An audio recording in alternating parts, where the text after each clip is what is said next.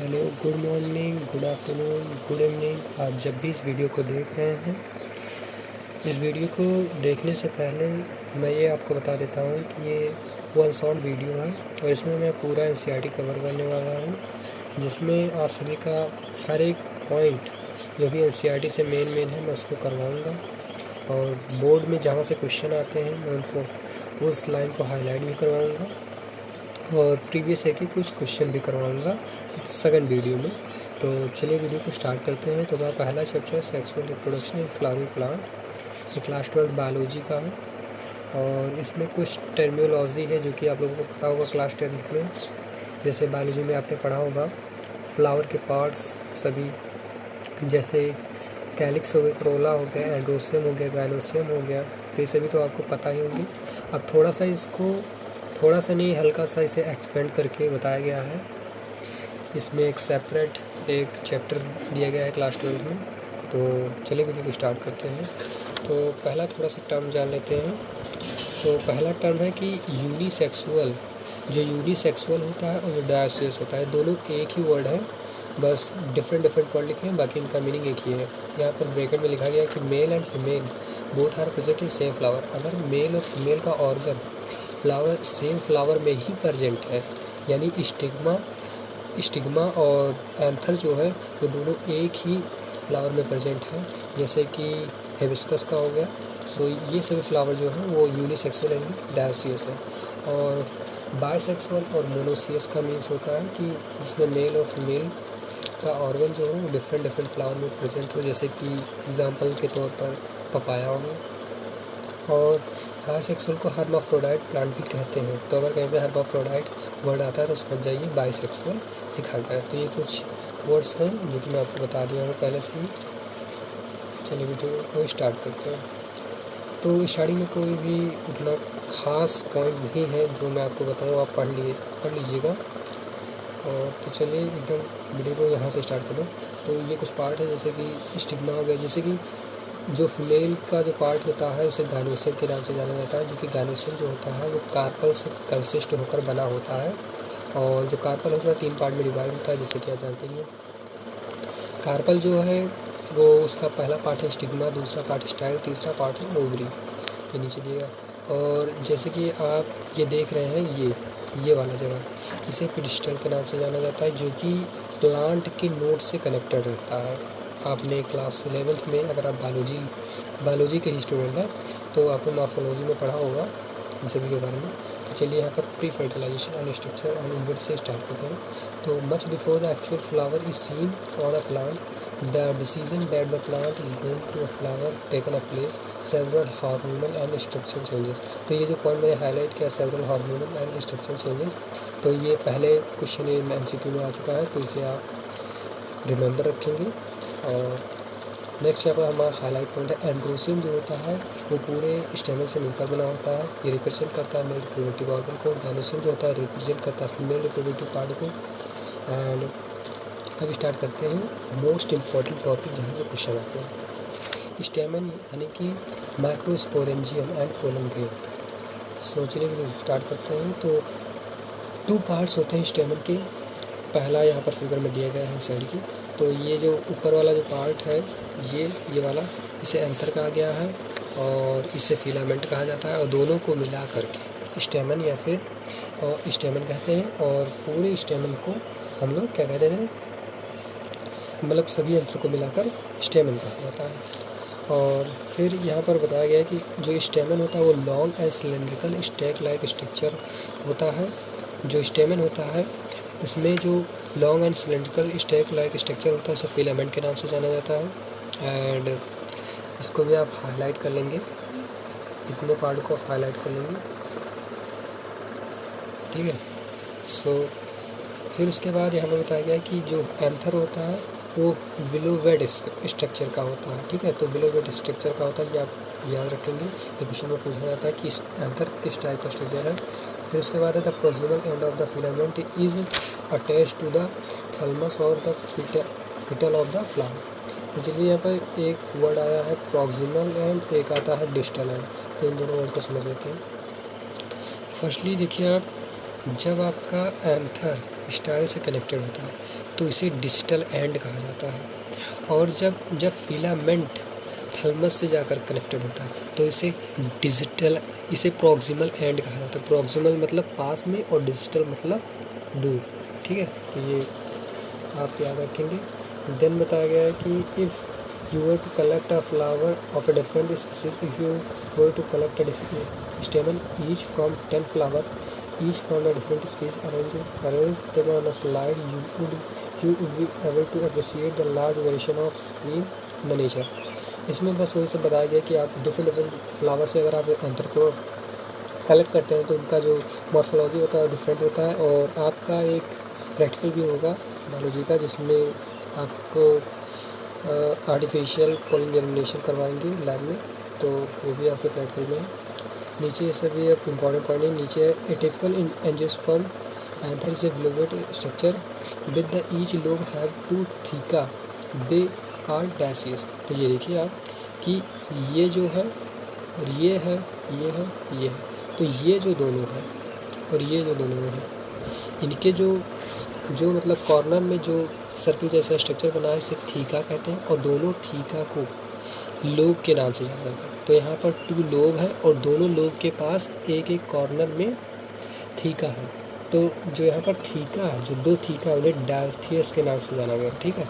तो इसको आप हाईलाइट रखेंगे, 1 मिनट, इसको आप हाईलाइट कर लेंगे यहाँ पर।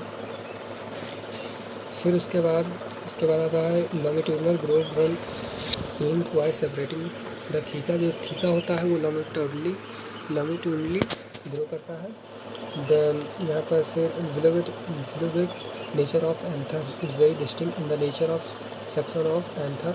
The anther of the four sided tetrahedral structure consisting of a 4 microsporangia located at the corner two theca.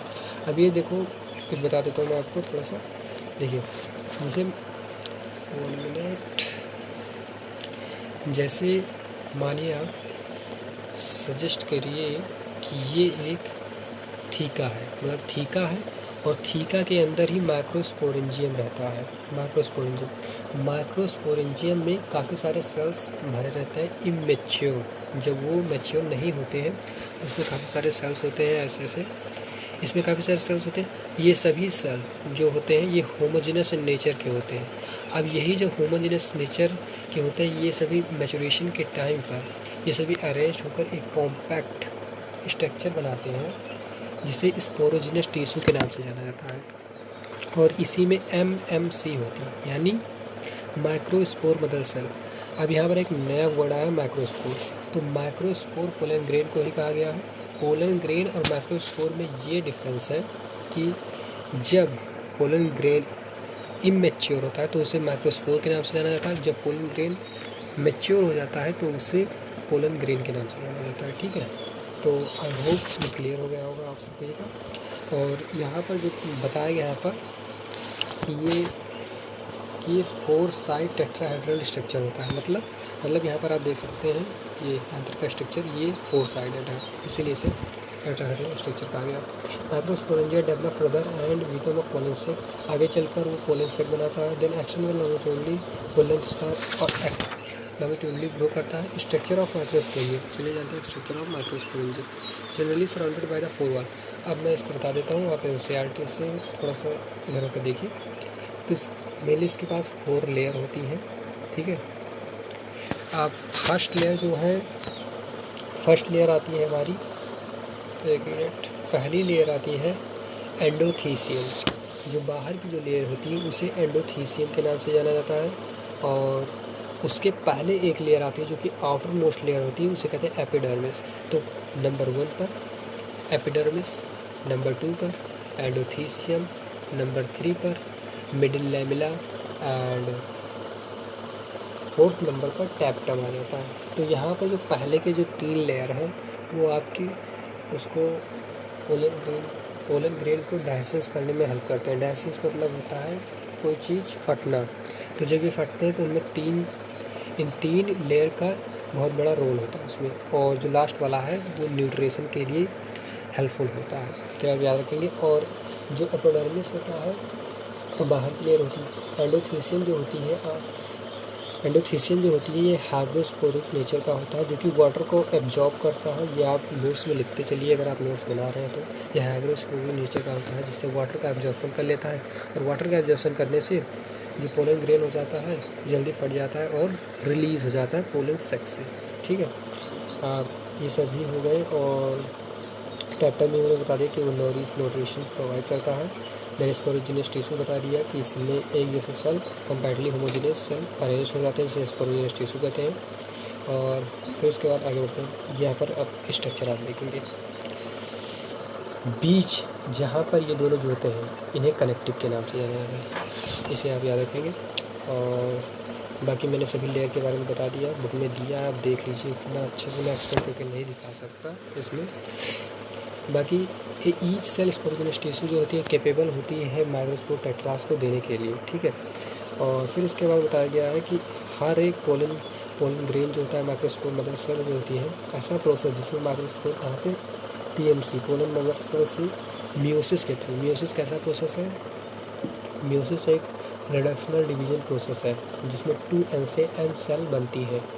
2n से n सेल का फॉर्मेशन होता है। ठीक है, और इसमें 2 स्टेप होते हैं। एक होता है मियोसिस फर्स्ट। तो मियोसिस फर्स्ट जो होता है वो रिडक्शनल डिवीजन होता है, जबकि मियोसिस 2 जो होता है वो रिडक्शनल डिवीजन नहीं होता है। ठीक है, तो आप याद रखेंगे इसे। उसमें इक्वल अमाउंट में, जब मियोसिस 2 होता है तो उसमें इक्वल अमाउंट में जो क्रोमोसोम की जो नंबर होते हैं वो इक्वल होते हैं। अब आते हैं यहाँ पर माइक्रोस्पोर टेट्रास को।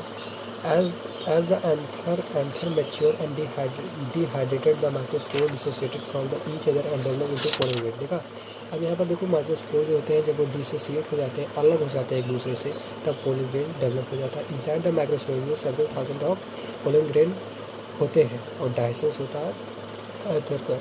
Pollen grain represent the male gametophyte. अगर आपसे कोई पूछे कि फ्लावर में पोलन ग्रेन कौन रिप्रेजेंट करता है, मतलब मेल गमीटोफाइड कौन रिप्रेजेंट करता है, तो आप बताएंगे पोलन ग्रेन रिप्रेजेंट करता है।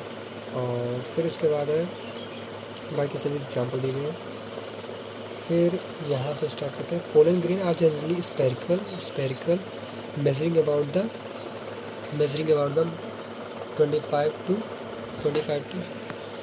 50 माइक्रोमीटर। ठीक है, तो 25 to 50 माइक्रोमीटर के होते हैं। और यहाँ से ये बहुत ही इम्पोर्टेंट है, बहुत ही इम्पोर्टेंट लाइन्स है ये, यहाँ तक आप हाईलाइट कर लेंगे, बहुत ही इम्पोर्टेंट लाइन है। फिर उसके बाद है पोलन ग्रेन जो होते हैं जनरली 25 से 50 माइक्रोमीटर के होते हैं इन डायमीटर में। और जो पोलन ग्रेन जब मैच्योर हो जाता है, तो हमने अभी तक इमैच्योर स्टेज ही हमने देखा है। अब हम देखने जा रहे हैं थोड़े से मैच्योर स्टेज को। सो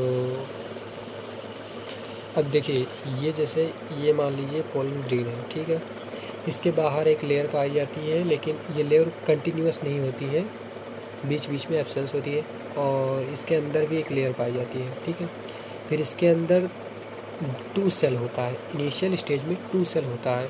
देखिए, बाहर एक लेयर है, फिर अंदर पोलन ग्रेन है, पोलन ग्रेन के अंदर एक लेयर है, देन उसके अंदर 2 सेल्स पाई जाती है इनिशियल स्टेज में। ठीक है, फिर बाहर की जो लेयर होती है उसे एक्साइन के नाम से जाना जाता है, जो कि यहाँ पर लिखा गया है। और अंदर की जो लेयर होती है उसे इंटाइन के नाम से जाना जाता है। एक्साइन जो होता है वो स्पोरोपोलिन की बनी होती है, इसे टेम्परेचर प्रेशर कोई से भी अफेक्ट नहीं कर सकता। और जो इंटाइन होती है वो सेलुलोज पैक्टिन से बनी होती है। और फिर उसके बाद बताते हैं कि जो यहाँ पर देख सकते हैं होल है, इस होल को जर्म पोर कहते हैं, और ये रिस्पॉन्सिबल होता है पोलन ट्यूब जर्मिनेशन के लिए। ठीक है, जिससे पोलन ग्रेन ट्रांसफ़र किया जा सके एंड स्टिग्मा पर।